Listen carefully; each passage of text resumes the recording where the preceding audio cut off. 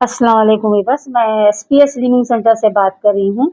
आजकल मोटापे के लिए बहुत ज़्यादा परेशानी हो रही है।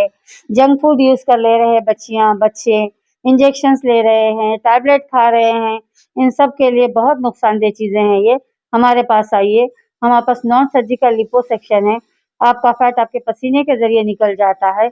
इसमें कोई साइड इफ़ेक्ट नहीं है। बीपी, शुगर, थायराइड, जो लड़कियों में हार्मोन इम्बैलेंस है, पीसीओडी है, उन सब के लिए। Chairman A18 Telangana news Mohammed Azam Ali.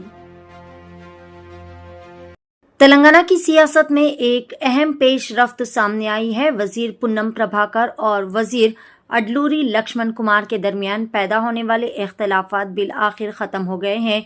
दोनों रहनुमाओं ने तेलंगाना प्रदेश कांग्रेस कमेटी के सदर महेश कुमार गौड़ की रिहाइशगाह पर खुसूसी मुलाकात की। इस मौके पर पुन्नम प्रभाकर ने कहा कि मेरी किसी बात से अगर किसी को तकलीफ पहुंची है तो मैं माजिरत ख्वाह हूं। मेरा मकसद जाती इख्तलाफात नहीं बल्कि समाजी इंसाफ के लिए जद्दोजहद है।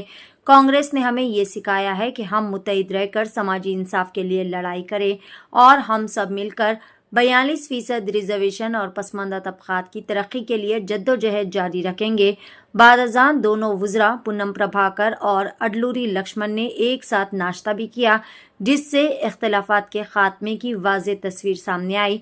याद रहे कि इतवार के रोज़ 3 वज़रा पुन्नम प्रभाकर, अडलूरी लक्ष्मण और विवेक वेंकटस्वामी एक मुश्तरका मीडिया इंट्रैक्शन के लिए शेड्यूल थे। इसी दौरान वजीर पुन्नम प्रभाकर एक लाइव माइक पर वजीर विवेक से सरगोशी करते हुए ये कहते सुने गए, हमें वक्त और जिंदगी की कदर है, लेकिन इसे एक बेवकूफ़ आदमी को क्या पता। ये तबसरा जिसे वसी पैमाने पर वजीर अडलूरी लक्ष्मण पर तंज के तौर पर देखा गया, सोशल मीडिया पर खूब ज़्यादा वायरल हो गया और अवामी रद्द अमल सामने आया। ताहम अब दोनों वज़रा के दरमियान सुलह और मुसालिहत के बाद कांग्रेस खेमे में इत्तेहाद की फिजा बहाल होती हुई नजर आ रही है। సుప్రీం కోర్టు నిర్ణయాన్ని ప్రకటిస్తే మరుసటి రోజే ముఖ్యమంత్రి గారు అసెంబ్లీ ప్రకటన చేసి బహిర్గతం చేయడం, ఇవన్నీ చూస్తా ఉంటే కాంగ్రెస్ పార్టీకి అన్ని వర్గాలు కావాలి, అన్ని ప్రాంతాలు కావాలి, అన్ని వర్గాల యొక్క అభివృద్ధి కావాలి పిసిసి అధ్యక్షుడి ఆదేశం మేరకు వారి దగ్గర రావడం జరిగింది. ఇది మా పార్టీకి సంబంధించిన అంశం. దీనిలో నేను వాస్తవంగా లక్ష్మణ్ కుమార్ గారు నా సోదరుడు 30 సంవత్సరాల రాజకీయాలు ఎప్పుడు కూడా ఒక మాట అనలేదు. కానీ సోషల్ మీడియాలో వక్రీపడ్డ తర్వాత అతను బాధపడి తను స్పందించాడు. దానికి కూడా పెద్ద సీరియస్ అంశం లేదు. అతను బాధపడితే నేను చింతిస్తాను, విచారం వ్యక్తం చేస్తున్నాను. దానికి దీంట్లో మా ఇద్దరు అన్నదమ్ముల మధ్యలో జరిగినటువంటి అంశంకు దీనికి సంబంధించిన పెద్ద తీసుకోవాల్సిన అవసరం లేదని నేను భావిస్తాను. అన్నదమ్ముల మధ్య అల్టిపెట్టేముంటుంది. నేనేమంటున్నా, నేను ఆయనను అననే లేదు.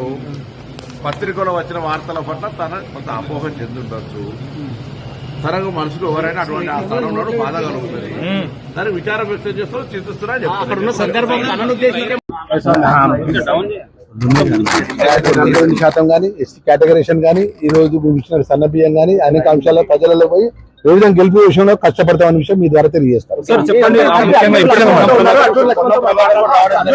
ఆయన మాకు సోదర సమానులు, నేను ఆయన ఉద్దేశించి మాట్లాడలేదని చెప్పేసి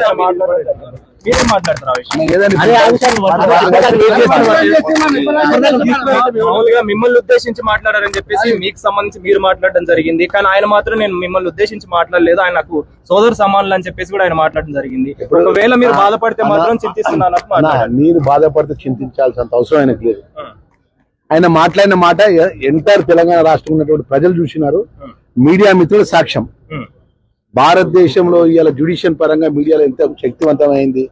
ఆ శక్తివంతమైన మీడియా మిత్రుల యొక్క సమక్షంలో పట్టిన మీడియా సమావేశం సమక్షంలో పట్ల కెమెరాల ముందు మాట్లాడినటువంటి మాటకు ఇక ఆ మాటను నేను పొరపాట్ల మాట్లాడినన్న మాట అనాల్సిన పోయి ఇక ఆయన చింతిస్తుంటే నేను బాధపడుతున్నా అంటే ఆయన విఘ్నత గురి పెడతాను.